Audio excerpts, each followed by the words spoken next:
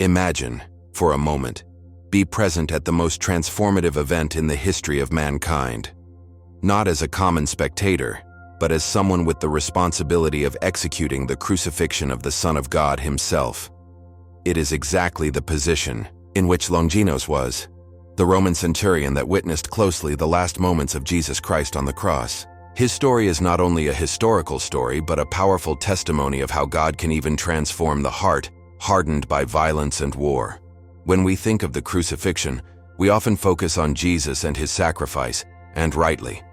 However, there are other figures in this narrative that deserve our attention, because their lives were completely transformed by this divine encounter. Longinos represents all of us who, at some point, were distant from God, fulfilling our mundane obligations without perceiving that we were participating in something much greater. The faith that was born in the heart of this Roman soldier teaches us that any heart is too hardened for divine grace. As is written in Ezekiel 36:26, "I will give you a new heart, and I will put a new spirit within you, and I will remove from your flesh the heart of stone, and I will give you a heart of flesh." This radical transformation began at the darkest moment in history, when the darkness covered the earth and the veil of the temple was torn in two. Longinos did not know that he was about to become an ocular witness of the greatest demonstration of love that the world had ever seen. The context of the event that would forever change Longinos' life was extraordinary in every way. The crucifixion of Jesus in Jerusalem was not simply another Roman execution. It was the culminating moment of the salvation plan that God had designed since before the foundation of the world. As an experienced centurion, Longinos had witnessed innumerable crucifixions, but I had never seen anything similar to what I was about to experiment.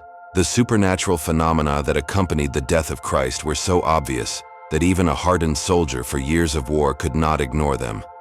The Bible tells us in Matthew 27:45 that, from the 6th hour, there were darkness over the whole earth until the 9th hour. These were not simple passenger clouds, but a supernatural darkness that covered the entire region, as if the creation itself was regretting the death of its creator. Longinos, accustomed to maintaining order and discipline, found face to face with events that challenged all human logic. The earthquake that followed the death of Jesus, according to Matthew 27:51, was so powerful that the earth trembled and the rocks broke. Imagine the impact that this had on a man whose whole life was based on control and predictability. These phenomena were not coincidences. They were divine signs that pointed to the true identity of the one who had just died on the cross. Longinos' faith began to be born in the midst of these supernatural events, preparing his heart for the revelation that was to come. The responsibility of the centurion in a crucifixion was immense and could not be taken lightly. As an officer, in charge of execution, Longinos had to ensure that everything was carried out according to the strict Roman regulations. His duty was to ensure that the convicted died efficiently and that there were no riots or rescue attempts. However, from the moment Jesus was delivered in his hands, Longinos began to notice something different. This prisoner did not behave like the others. There were no shouts of despair. There were no curses against their executors. There were no desperate exhaust attempts. Instead, there was a dignity and peace that Longinos had never witnessed in a death sentence. As a professional soldier, he had learned to read people, especially in times of extreme stress. But Jesus challenged all his expectations. The way Christ responded to torture and humiliation was completely contrary to the human nature that Longinos knew. This observation planted the first seeds of doubt in your hardened mind. Who really was this man who faced death with such serenity? The Bible teaches us in 1 Peter 2:23 that Jesus, when they cursed him, did not respond with curse. When he suffered, he did not threaten, but entrusted the cause to which he judges precisely. This extraordinary attitude did not go unnoticed by Longinos, who began to question everything he thought about knowing about justice and innocence. The supernatural phenomena that accompanied the crucifixion were so obvious that even the most skeptical soldiers could not deny them. When Jesus cried out the Father from the cross, saying, my God, why have you helped me?" Matthew 27:46, it was not a cry of human despair, but the prophetic fulfillment of Psalm 22. Longinos, although I did not completely understand the Jewish scriptures, could perceive that there was something deeply significant in those words. The most shocking moment came when the veil of the temple was torn from top to bottom, symbolizing that the road to God was no longer restricted to the high priests, but now was open for all humanity. This event, reported in Mark 15:38, occurred at the exact moment of Jesus' death, and the news quickly arrived at the soldiers who were in the Golgotha. For Longinos, this was not simply another strange event. It was a supernatural confirmation that something monumentally important had happened. The earth itself seemed to be responding to the death of this extraordinary man. As Romans 8:22 teaches us, all creation groans one, and one is with childbirth pains so far. Creation was regretting the death of its creator, and Longinos was a direct witness of this cosmic lamentation. These events prepared their hearts for the confession it was about to do. The first confession of Longinos' faith marks one of the most powerful moments throughout the crucifixion narrative. When all supernatural events culminated in the death of Jesus, this Roman centurion, hardened by years of war and violence, made a statement that would change his life forever. According to Mark 15:39, the centurion in front of him, seeing that after crying he had expired, said, "Truly this man was the Son of God." This was not a casual statement or a simple expression of astonishment. It was a confession of genuine faith that sprouted from a heart that had been touched by divine grace. Longinos had witnessed the death of many men, but he had never seen someone die with such dignity, forgiveness, and love for his enemies. The way Jesus forgave his executors, saying, "Father, forgive them, because they do not know what they do." Luke 23:34. He must have deeply impacted Longinos. Here was a man who, instead of seeking revenge, offered forgiveness even those who were killing him. This demonstration of divine love broke the barriers that Longinos had built around his heart. His confession, "Truly this man was the Son of God," was not only an intellectual recognition, but a surrender of the heart before the overwhelming evidence of the divinity of Christ. This confession marked the beginning of a transformation that would take him from being an executor of Roman justice to become a martyr for the Christian faith. To completely understand the magnitude of the transformation of Longinos, we must first know who this man was before his encounter with Christ. As a centurion of the Roman army, Longinos occupied a position of considerable authority and responsibility. A centurion was responsible for leading between 80 and 100 soldiers, and to reach this range, a man had to demonstrate not only exceptional value on the battlefield, but also leadership skills, unwavering discipline, and absolute loyalty to the Roman Empire. The Bible gives us several examples of centurions that were men of a remarkable nature, such as the centurion of Capernaum that impressed Jesus with his faith, Matthew 8:5-13, and Cornelio, who was the first gentle to receive the gospel, Acts 10. Longinos belonged to this kind of military leaders who had dedicated their lives to the service of the most powerful empire in the world. His training had been rigorous, designed to eliminate any vestige of weakness or sentimentality that could interfere with the fulfillment of his duties. As it teaches us, 2 Timothy 2:3-4, "You then suffer penalties as a good soldier of Jesus Christ. None who militates is entangled in the business of life, in order to please the one who took him as a soldier." Although this verse refers to the Christian soldier, he perfectly illustrates the mentality that Longinos had adopted as a Roman soldier. His entire life revolved around discipline, obedience, and effectiveness in compliance with orders, regardless of how difficult or morally questionable they could be. Longinos's military experience had made him a man hardened by the brutal reality of war and occupation. For years, he had witnessed and participated in the Roman military machinery that maintained order through strength and fear. His strategic intelligence was evident in his ability to maintain discipline among his men and execute complex operations with military precision. However, this same experience had created an emotional shell around his heart, protecting him from pain and compassion that could interfere with his duties. The effectiveness that had led him to his leadership position had also required that he develop an inner hardness that would allow him to make difficult decisions without hesitation. As a professional soldier, he had learned to see the enemies of the empire not as human beings with families and dreams, but as threats that should be neutralized. This perspective was necessary for survival in the Roman military world, but had also created a barrier between Longinos and their own humanity. The Bible reminds us of Ephesians 6:12 that we have no fight against blood and flesh, but against principalities, against powers, against the governors of the darkness of this century. Although Longinos did not know at that time, he was about to discover that the true battle was not against physical enemies, but against the spiritual forces that maintained humanity in slavery to sin and death. The hardness and implacability that characterized Longinos were not personal defects, but qualities that the Roman military system had deliberately cultivated in its officers. To maintain control over an empire that extended from Britannia to Egypt, Rome needed soldiers that could execute orders without questioning, even when those orders involved extreme violence. Longinos had been molded by this system to be an effective instrument of imperial will, capable of maintaining order at any cost. His reputation as a leader was based on his ability to make quick and definitive decisions, without allowing personal emotions or considerations to interfere with the fulfillment of his duty. This mentality had been reinforced through years of training and practical experience, creating a pattern of thought that prioritized efficiency on compassion. However, as Ezekiel 11:19 teaches us, "And I will give them a heart, and a new spirit I will put inside them.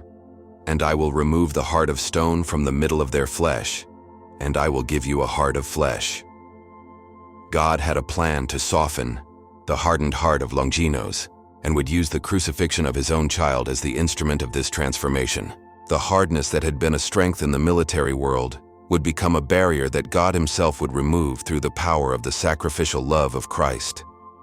Longinos' life had been marked by constant exposure to violence and death, experiences that had deeply molded their perspective in the world. As centurion, he had participated in numerous military campaigns, had witnessed the destruction of entire cities, and had ordered the execution of countless enemies of the empire. This continuous exposure to the brutality of war had created in him a kind of emotional insensitivity that allowed him to function effectively in an environment where death was a daily reality. For Longinos, death had become routine, one more tool in the imperial control arsenal. He had learned to see executions, not as human tragedies, but as administrative procedures necessary to maintain Roman peace. This dehumanized perspective was essential for its psychological survival in a world where compassion could be seen as weakness, and weakness could mean death. However, as it reminds us of Ecclesiastes 3:1-4, everything has its time, and everything that is desired under the sky has its time. Time of birth and time to die. Time of planting and time to start the planted. Time to kill and time to cure. Time to destroy and time to build. Time of crying and time of laughing. Longinos was about to discover that the time had come that his hardened heart was cured and transformed by the encounter with divine love. The death that his constant partner had been about to take a completely new meaning when he witnessed the death of the Son of God. Blind obedience to Rome that had defined Longinos' military career represented more than simple professional loyalty. It was a way of life that had molded its identity and purpose. For a Roman centurion, questioning the higher orders was not just insubordination, it was betrayal that could result in immediate death. This culture of absolute obedience had created a pattern of thought in Longinos that prioritized the fulfillment of duty over any personal or moral consideration. He had learned to suppress his own instincts and emotions in favor of the demands of the empire, becoming a perfect instrument of Roman will.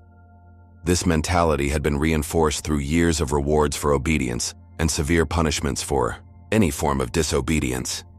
As a result, Longinos had developed an identity that was completely intertwined with his role as a Roman soldier. Its value as a person was measured by its effectiveness in compliance with orders, regardless of how morally questionable they could be. However, as it teaches us 5:29, reciting Peter and the apostles, they said, "It is necessary to obey God before men." Longinos was about to face a fundamental conflict between his loyalty to the Roman Empire and a superior loyalty that would begin to develop to the King of Kings. The blind obedience that had been its strength would become a barrier that would have to overcome to follow the truth that was about to discover on the cross of Calvary. The events that led to the crucifixion of Jesus began in the dark of the garden, where the betrayal of Judas launched a series of judgments that would reveal both human injustice and God's perfect plan for salvation. The prison of Jesus was not an accident or a failure in his ministry. It was the deliberate fulfillment of the prophecies that had been written centuries before.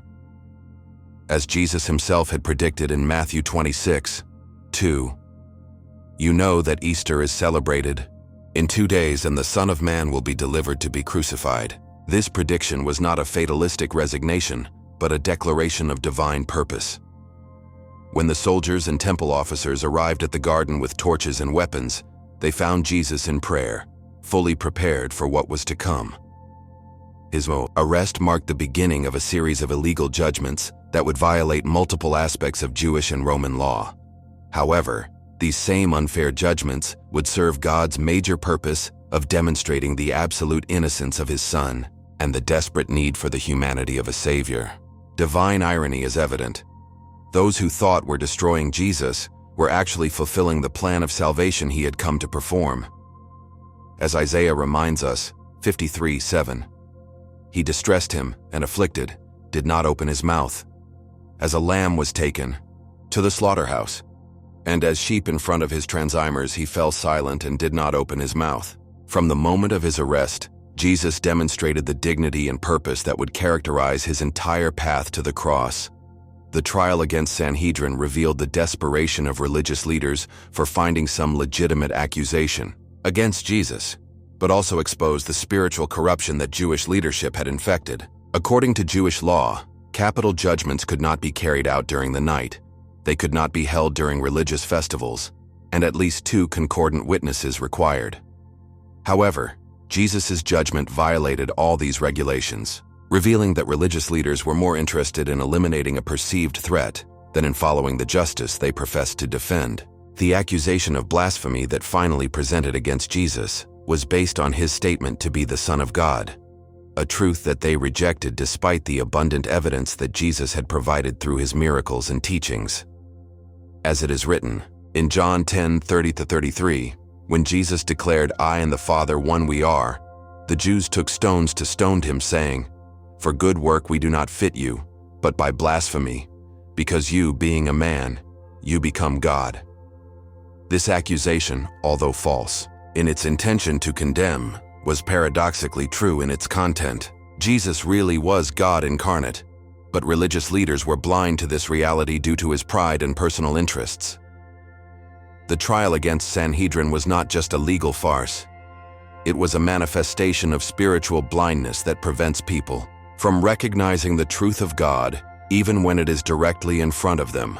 Jesus driving before Pontius Pilatus marked a crucial transition in the process of his crucifixion, moving the case of the Jewish religious sphere to the Roman legal system. Jewish leaders knew that they had no authority to execute the death penalty under Roman occupation, so they needed to convince Pilate that Jesus represented a political threat to the empire. This need forced them to change their accusation of religious blasphemy to political sedition, claiming that Jesus had proclaimed himself and that he encouraged people not to pay taxes to Caesar.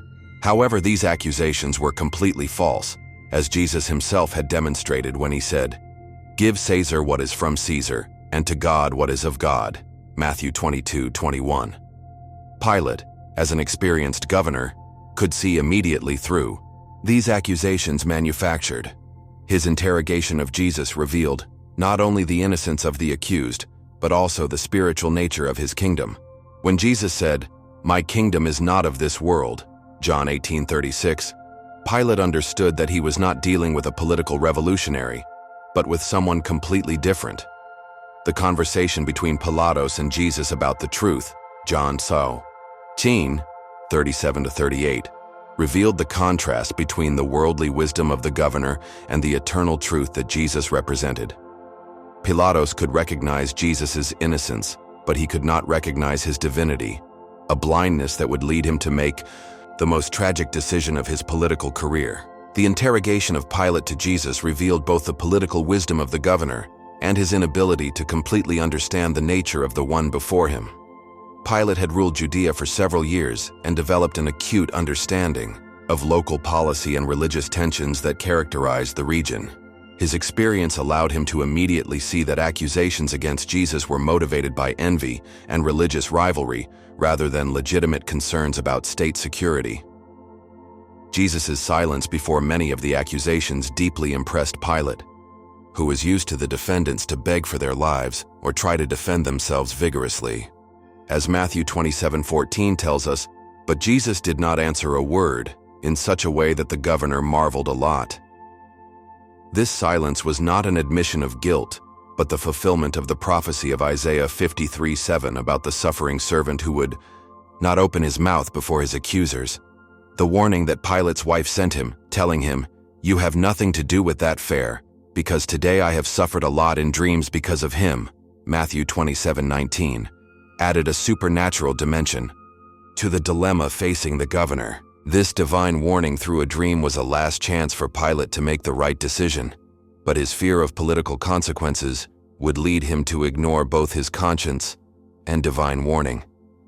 The popular pressure orchestrated by religious leaders and the tragic election between Jesus and Barabbas revealed the depth of political manipulation and spiritual blindness that characterized the moment. The same leaders who had acclaimed Jesus as king during his triumphal entry into Jerusalem now shouted asking for their crucifixion, a demonstration of how easily crowds can be manipulated when they are directed by corrupt leaders. The tradition of freeing a prisoner during Easter gave Pilate an opportunity to free Jesus without directly confronting Jewish leaders. But this strategy failed when the crowd chose Barabbas, a murderer and revolutionary, about Jesus, the Prince of Peace. This choice was deeply symbolic. Humanity chose violence over love, rebellion about redemption, death about life. As John 3:19 teaches us, and this is condemnation, that light came into the world, and men loved darkness more than light, because their works were bad. The choice of Barabbas on Jesus was a perfect manifestation of this human trend towards darkness.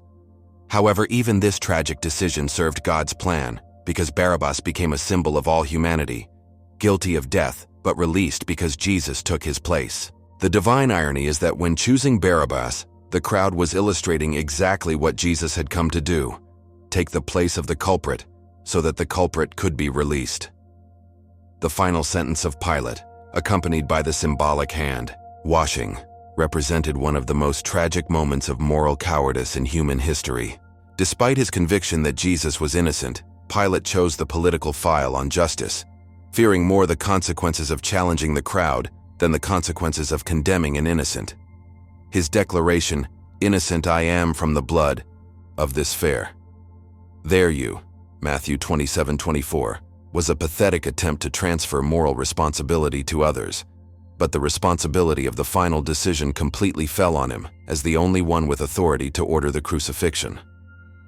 Pilate hand-washing has become a universal symbol of moral cowardice, the attempt to avoid responsibility for difficult but correct decisions. As Santiago 4:17 teaches us, "And who knows how to do the good, and does not, it is sin." Pilatos knew what was correct, but chose what was politically convenient. His decision to give Jesus to be flagellated and crucified not only sealed the fate of Christ, but also sealed his own destiny as the man who condemned the Son of God. The flagellation that ordered the crucifixion as a brutal form of torture designed to weaken the convicted before the final execution. However, for Jesus, each whip was part of the price he was paying for the sins of humanity, fulfilling the prophecy of Isaiah 53:5. But he was injured by our rebellions, ground by our sins. The punishment of our peace was about him, and by his sore we were cured. The flagellation of Jesus under the supervision of Longinos marked the first direct encounter of the centurion with the extraordinary nature of Christ, an encounter that would begin to break the emotional defenses he had built during years of military service. As an experienced officer, Longinos had witnessed innumerable flagellations, a brutal punishment designed not only to cause extreme physical pain, but also for psychologically breaking the condemned. The Roman flagella, known as flagrum, were equipped with multiple leather straps containing bone and metal fragments, designed to tear the meat with each blow. The typical flagellation left the victims to the edge of death, shouting of agony and pleading mercy. However, When Longinos observed the flagellation of Jesus, he witnessed something that completely challenged his previous experience. Instead of the desperate screams he expected to hear, Jesus endured the punishment with a dignity that was completely supernatural. As is prophesied in Isaiah 50:6, "I gave my body to the branches, and my cheeks to which my beard fallen. I did not hide my face of injuries and sputum." Jesus had not only predicted his suffering, but hugged him as part of his redemptive mission. This passive resistance was not human stoicism, but a demonstration of divine love that was willing to endure any suffering to save humanity. Longinos, accustomed to seeing how extreme pain reduced the strongest men to desperate supplications, found himself observing someone who seemed to be above normal human suffering. The careful observation of Longinos during the flagellation revealed details that began to plant seeds of doubt about the guilt of Jesus and the justice of his punishment. As an experienced centurion, Longinos had developed the ability to read people at times of extreme stress, a skill that was essential to maintain order and evaluate potential threats. During the flagellation, he could observe not only the extraordinary physical resistance of Jesus, but also his mental and spiritual attitude. Instead of bitterness and hatred that typically characterized the convicted, Jesus showed something Longinos had never seen before: compassion towards his torturers. This observation was deeply disturbing for a man whose world vision was based on clear concepts of guilt and innocence, justice and punishment.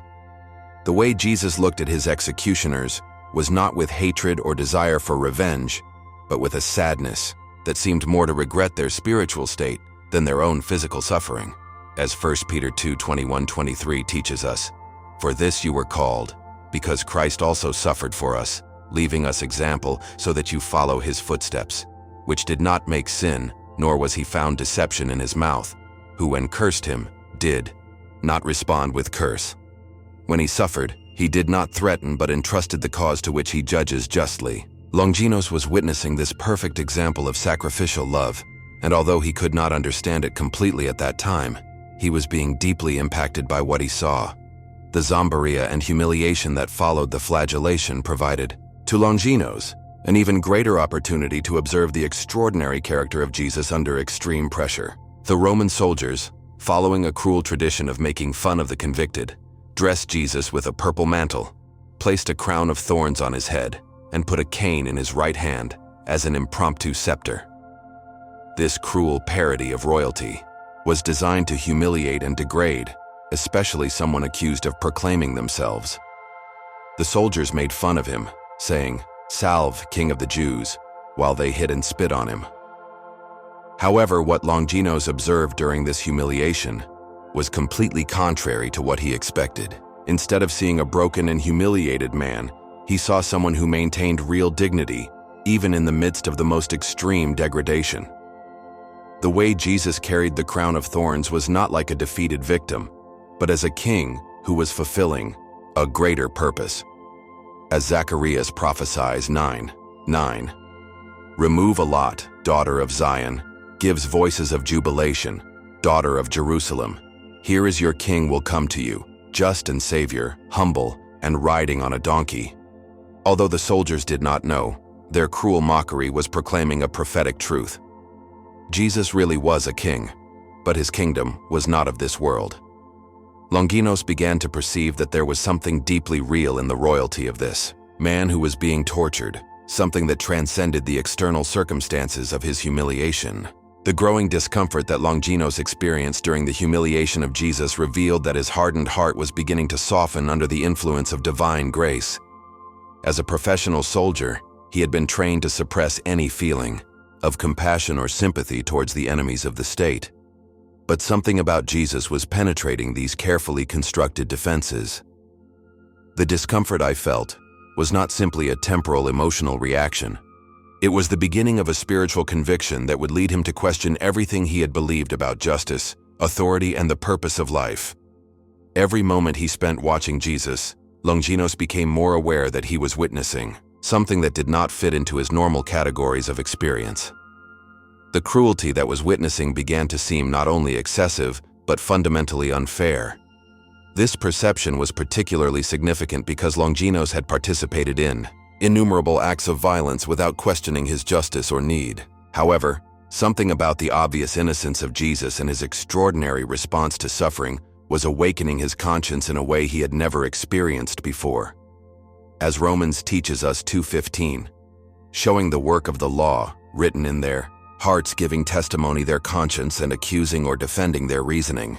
The law of God written in the heart of Longinos was beginning to awaken, creating an internal conflict between his duty as a Roman soldier and his growing conviction that he was participating in a terrible injustice.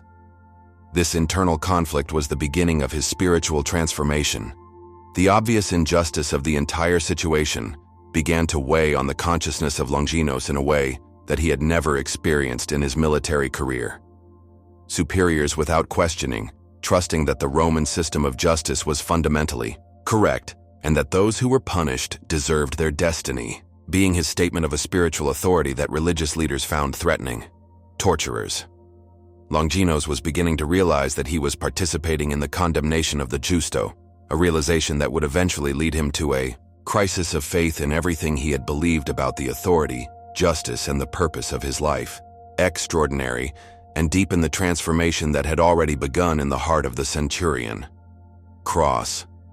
Of the convicted, Jesus showed a serene determination that suggested that he was fulfilling a purpose that transcended his immediate suffering. Longinos was witnessing this joy put in front that allowed Jesus to endure suffering with an eternal perspective. On the one hand, there were those who continued to mock and escape Jesus, influenced by the religious leaders who had orchestrated their condemnation.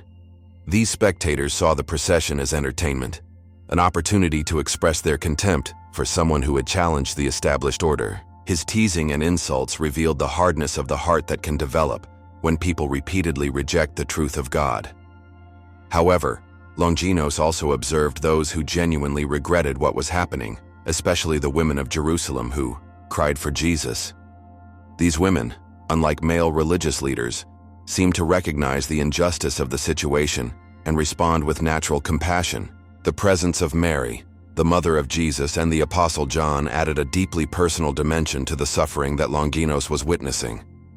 Seeing the pain of a mother who observed the suffering of her innocent son must have touched something deep in the heart of the centurion, reminding him that behind this legal procedure there were real human relations and genuine pain. As John 19:25-27 tells us, Jesus, even in his agony, worried about the well-being of his mother, entrusting her to the care of John. This demonstration of filial love in the midst of extreme suffering revealed another dimension of Jesus' extraordinary character that Longinos was learning to recognize. The compassionate intervention of Longinos, when he ordered Simon de Cyrene to help load the cross, marked a crucial moment in his spiritual transformation, revealing that his heart was being softened by what he was witnessing. According to the Roman military protocol, the convicted had to load their own crosses as part of their humiliation and punishment, and any assistance could be seen as a sign of weakness by the officer in charge. However, when Jesus fell under the weight of the cross, weakened by flagellation and blood loss, Longinos made the decision to allow Simon of Cyrene to help him. This decision was not simply practical, designed to ensure that Jesus came alive to the place of execution. It was an expression of the growing compassion that was developing towards this extraordinary prisoner. Simon de Cyrene's choice was not accidental. As Marcos 15:21 tells us, he was Alejandro and Rufo's father, suggesting that this experience had a lasting impact on his family, which later became part of the primitive Christian community. Longinos, without knowing it, was facilitating an encounter that would change the lives of another family, demonstrating how God can even use apparently minor decisions to fulfill their major purposes. Longinos' decision to show this little mercy revealed that God's grace was already working in his heart, preparing him for the complete revelation that would come in Calvary.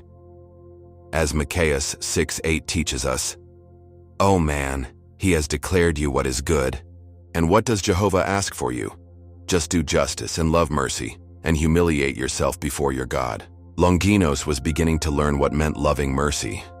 The words that Jesus directed to the women of Jerusalem during the painful path provided to Longinos a unique window towards the mind and heart of Christ, revealing a prophetic perspective that transcended their immediate suffering. When women cried for him, Jesus told them, "Daughters of Jerusalem, do not cry for me, but cry for themselves and for your children." Luke 23:28. These words revealed that even in his agony, Jesus was more concerned with the spiritual well-being of others than for his own physical suffering. For Longinos, accustomed to seeing the convicted concentrate completely on their own survival and pain, this demonstration of altruistic concern was completely extraordinary. Jesus' prophetic words about the coming destruction of Jerusalem revealed a perspective that transcended the present moment, suggesting knowledge and authority that went beyond the human. As an experienced centurion, Longinos had learned to evaluate people for their behavior under extreme pressure, and Jesus' behavior during the painful path did not fit in any category he knew. Jesus' ability to maintain an eternal perspective, even while carrying his cross towards death, revealed a spiritual strength that could only be explained by a divine connection. These observations continued to deepen the growing conviction of Longinos that was witnessing something that transcended an ordinary execution. The wisdom and compassion that Jesus showed even in his darkest moments were preparing the heart of Longinos for the complete revelation that would come when they finally reached the Golgotha. The cumulative impact of observing Jesus throughout the painful path had created in Longinos an internal crisis that was preparing him for the complete transformation he would experience on the cross. Every step of the road had provided new evidence of the extraordinary character of this prisoner, evidence that contradicted everything Longinos had been trained to believe about the criminals and enemies of the state. The constant dignity of Jesus, his concern for others even in his own suffering, his prophetic perspective, and his supernatural resistance to pain and humiliation had created a pattern of observations that could not be explained by purely human means. As a trained soldier to evaluate threats and read the character of the people, Longinos had developed acute instincts that now told him that this man was fundamentally different from anyone he would have known before. The transformation that was happening in his heart was not simply emotional, he was spiritual, preparing him to recognize the divine truth when he finally revealed himself completely in Calvary. As 1 Corinthians teach us 1:18, "Because the word of the cross is madness, to which they are lost, but those who are saved, that is, to us, it is God's power." Longinos was being prepared to receive this power from God through the word of the cross, and his experience during the painful path had softened his heart and opened his mind for the revelation that was to come. The road to the Golgotha had not been just the path of Jesus to the cross. It had also been the path of Longinos towards faith, and both destinations would be fulfilled at the time of crucifixion. The arrival to Golgotha marked the culminating moment of both the suffering of Christ and the spiritual transformation of Longinos, when all the events that had witnessed would converge in a revelation that would change his life forever. The Golgotha, also known as the Place of the Skull, was an execution site located outside the walls of Jerusalem, specifically chosen to maximize the public humiliation of those convicted and serve as a warning for others. As experienced centurion, Longinos had supervised numerous crucifixions in this same place, but had never witnessed a preparation as extraordinary as the one he observed in Jesus. While others typically fought, shouted, and had to be forced to cooperate, Jesus voluntarily delivered for the crucifixion, as if he were fulfilling a purpose that he had freely accepted. This voluntary delivery was not defeatist resignation, but a demonstration of sovereign authority over its own destiny, as Jesus himself had declared in John 10:17-18. "That's why the Father loves me, because I put my life to take it again. No one takes it away, but I put it from myself. I have power to put it, and I have power to take it again."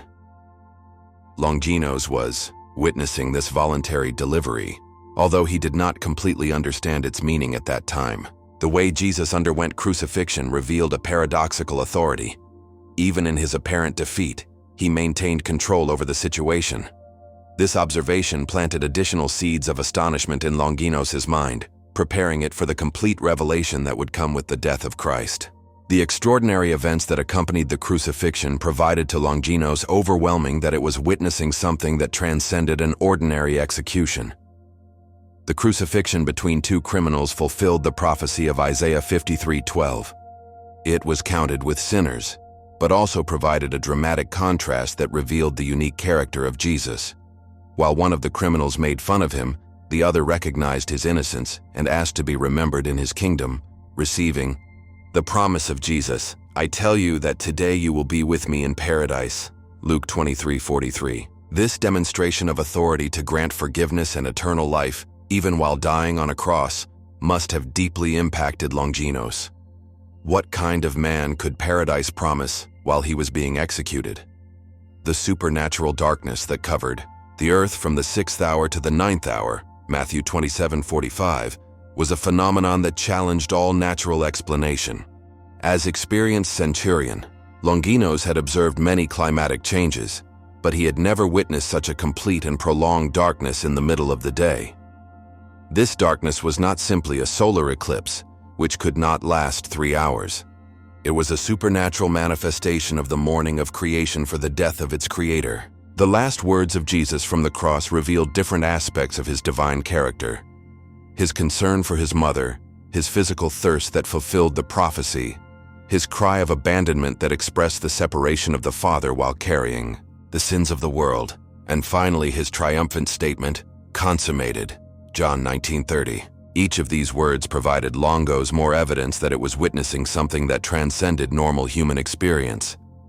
The final confirmation of the Longinos' faith came at the time of the death of Jesus, when all the supernatural events that had witnessed culminated in a revelation that could not deny. When Jesus delivered his spirit with the words, "Father, in your hands I entrust my spirit," Luke 23:46, his death was accompanied by an earthquake so powerful that the earth trembled and the rocks broke, Matthew 27:51. This earthquake was not simply a coincident geological phenomenon. It was a response from the creation to the death of its creator. The fact that the veil of the temple was torn from top to bottom at the exact moment of Jesus' death added a deep spiritual dimension to the physical events that Longinos was witnessing. Although as a gentle, he did not completely understand the meaning of the temple veil, he could perceive that something monumentally important had happened in the spiritual field. The combination of darkness, the earthquake, and the news of the torn veil created a convergence of supernatural evidence that could not be ignored or explained by natural means. In this moment of overwhelming revelation, Longinos made his second and most definitive confession of faith. Truly, this man was the Son of God. Mark 15:39. This confession was not simply a repetition of his previous words. It was a deeper and complete statement of faith based on the accumulated evidence he had witnessed. The transformation of skeptical to believer was now complete, and his confession became the first gentle testimony of the divinity of Christ, registered in the Scriptures. The launch that Longinos gave to the side of Jesus has become one of the most significant and symbolic moments of the entire narrative of the crucifixion, fulfilling prophecy and providing additional evidence of the unique nature of the death of Christ. According to the Roman custom, the legs of the crucified were broken to accelerate death before Jewish Saturday, a process known as crurifragium. However, when the soldiers arrived in Jesus, they discovered that he had already died, fulfilling the prophecy of Exodus 12:46 and Psalm 34:20 that no bone from the Paschal lamb would be broken. To definitely confirm death, Longinos, or a soldier under his command according to different interpretations of the biblical text, perforated the side of Jesus with a spear. The result was extraordinary, and blood and water came out instantly. John 19:34. This flow of blood and water was not simply a normal post-mortem phenomenon. He had a deep theological meaning that John the Apostle considered so important that he emphasized his ocular testimony. And he who saw him testimony, and his testimony is true, and he knows that he tells truth, so that you also believe. John 19:35. The separation of blood and water indicated that Jesus had literally died from a broken heart, but also symbolized the sacraments of baptism and communion that would flow from his sacrifice. For Longinos, this final moment provided the definitive confirmation that he had been participating in something that completely transcended ordinary execution. The subsequent tradition that recounts the healing of a Longinos ocular disease when it was touched by the blood of Jesus, although it is not registered in the canonical scriptures, symbolizes the spiritual healing that it definitely experienced through his encounter with Christ. The transformative impact of witnessing the death of Jesus in Longinos perfectly illustrates how God can even use the darkest circumstances to reveal His glory and transform lives. What had begun as a routine military assignment had become the most significant encounter of Longos's life, an encounter that would transform him from an executor of Roman justice into a witness of divine justice. The accumulated evidence he had witnessed, the dignity of Jesus under torture, his concern for others even in his own suffering, the supernatural phenomena that accompanied his death, and the extraordinary way in which he died. He had created an irrefutable conviction that he had been in the prescience of divinity. This conviction was not based on complex theological arguments or indirect evidence, but on direct observation and personal experience. How 1 John 1:1, what was from the beginning, what we have heard, what we have seen with our eyes, what we have contemplated and felt our hands regarding the verb of life. Longinos had become one of those eyewitnesses whose testimony would have a special power because it was based on direct experience. His transformation from skeptic to a believer, from executor to evangelist, from Roman soldier to a Christian martyr, had begun at this time of revelation in Calvary. The spear he had used to confirm the death of Christ had become the instrument of his own spiritual death to sin and his birth to a new life in Christ. Do you realize the transformative power that has a genuine encounter with Christ? Longinos' history shows us that it doesn't matter how hardened your heart is or how far you feel from God. His love can reach you even in the darkest moments of your life. Tell me in the comments, what part of the history of Longinos impacted you more? Have you ever experienced a similar transformation in your own faith? I love reading your testimonies and experiences. If this content touched your heart and strengthened your faith, do not forget to subscribe to the channel and activate notifications so as not to lose any of our videos that reveal the deepest truths of the Bible. Share this video with your friends and family so that they can also know these transformative stories. And now, do not miss the next video that will appear on your screen, where we will discover another biblical story that will change your perspective on the faith and power of God. God bless you abundantly. See you in the next video. A fraternal hug, Marco.